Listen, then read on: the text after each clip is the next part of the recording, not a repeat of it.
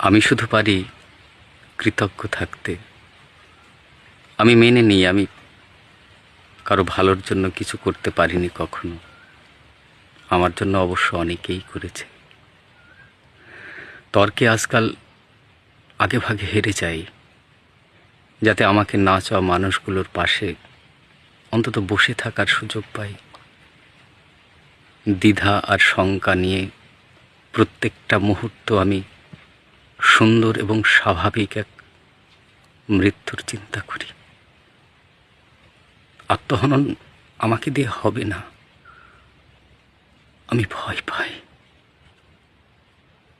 আলাদিনের চেরাগ যদি কখনো কোনো ইচ্ছে পূরণ করে দিতে চাই নিজের থেকে,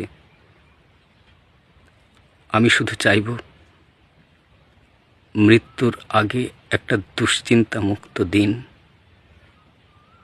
আর ছেড়ে যাওয়া মানুষেরা আমাকে যেন জড়িয়ে ধরে তাদের বিশুদ্ধ আন্তরিকতায়। কবি স্বপ্নীল চক্রবর্তীর অন্যরকম শূন্যতার ভিতর। ভালো থাকবেন সবাই।